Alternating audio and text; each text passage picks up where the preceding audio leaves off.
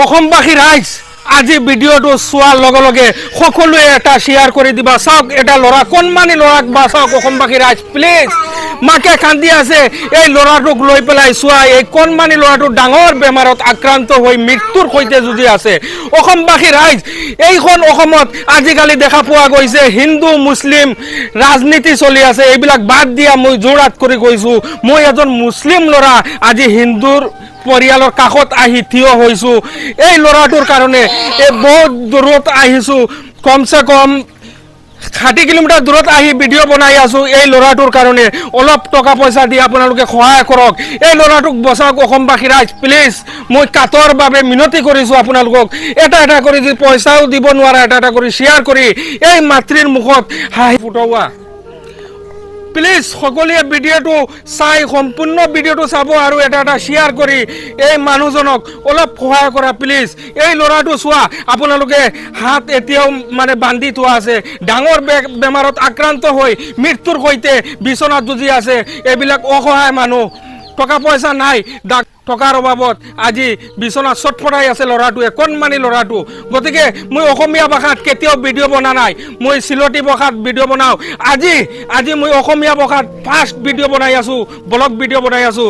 অসমবাসী ৰাইজ এই চোৱা এই ল'ৰাটোৰ কাৰণে মই বহুত দূৰৰ পৰা আহিছোঁ, ভিডিঅ'টো বনাই আছোঁ। গতিকে সকলোৱে এটা এটা যদি পইচাও দিব নোৱাৰা এটা এটা শ্বেয়াৰ কৰি এই মানুহজনক উদ্ধাৰ কৰি দিয়া, এই মাতৃৰ মুখত হাঁহি ফুটুৱা। যদি কোনো মুছলমান ব্যক্তিয়ে ভিডিঅ'টো চাই আছে, যদি কোনোবা হিন্দুৱে ভিডিঅ'টো চাই আছে, গতিকে হিন্দু মুছলমান এইবিলাক একো নাই, সকলোৱে এটা এটা শ্বেয়াৰ মাৰি এই মাতৃৰ মুখত অলপ হাঁহি ফুটুৱা। এই ল'ৰাটোৰ কাৰণে কম বয়সীয়া ল'ৰাটোৱে বহুত কান্দি আছে, তেওঁ মাতৃৰ পৰা জনাৰ চেষ্টা কৰিম। এই ল'ৰাটোৱে চোৱা চিঞৰি আছে, মই তেওঁ মাতৃয়ে কি ক'বা আপুনি? কি কম, মাটি বাড়িটো আমার সব বন্ধক হয়ে গেল, গরু ছাগলী একো নাই, কি করিম, একেবারে সুবিধা হয়ে গেল আমার তো। মানে গরু ছাগলী মানে সব শেষ বিক্রি কৰি মানে তোমাৰ ল'ৰাৰ কাৰণে? ল'ৰাৰ কাৰণে এতিয়া উপায় নাই। আমাৰ। এতিয়া অসমবাসী ৰাইজক আপুনি কি আহ্বান? আমাক সাহায্য কৰ। কি ক'ব দাদা আপুনি? দাদা ক'ব বিচাৰিছোঁ আমালোকে যিমান পাৰিছোঁ লগাই দিছোঁ। 7 বছৰৰ পৰা ল'ৰাৰ কাৰণে ইলাজত দৌৰি আছোঁ, যিমান মেডিকেল কলেজ আছে চবৰ দ্বাৰত গৈছোঁ, কিন্তু ল'ৰাৰ কোনো ইলাজ হোৱা নাই। এতিয়া ডক্টৰে কৈ আছে যে তাৰ ডাঙৰ জাগা চিকিৎসা কৰাব লাগিব, উচ্চ চিকিৎসাৰ জৰুৰত আছে। সেইকাৰণে এতিয়া অসমবাসীৰ পৰা আমালোকে সাহায্য কৰিবৰ কাৰণে আগবঢ়াবৰ কাৰণে আপোনালোকক মাতিছোঁ কি আপোনালোকে কিবা এটা কৰক আৰু এই ল'ৰাৰ কাৰণে জীৱন দান কৰক ৰাইজসকলে। এইটোৱে আপোনালোকৰ পৰা আমি কিবা এটা বিনতি কৰি আছোঁ। মানে তেওঁলোকৰ টকা পইচা যিমান আছিলে চব মানে সব লগাই দিছে ল'ৰাৰ ওপৰত। 7 বছৰৰ পৰা লগাই আছে ল'ৰাৰ কাৰণে, কিন্তু ভাল হোৱা নাই। এতিয়া ডক্টৰে চাৰ্জাৰীৰ কাৰণে কৈছে, ব্ৰেইন চাৰ্জাৰীৰ কাৰণে। এতিয়া ব্ৰেইন কাৰণে পইচা লাগে বহুত, মানে এতিয়া তেওঁলোকৰ ওচৰত পইচা নাই। কিমান টকা লাগে বুলি কৈছিল? কমচে কম 5 লাখৰ পৰা 7 লাখ টকা মানে খৰচ যাব বুলি ডক্টৰে একটা অনুমানিক কৈছে।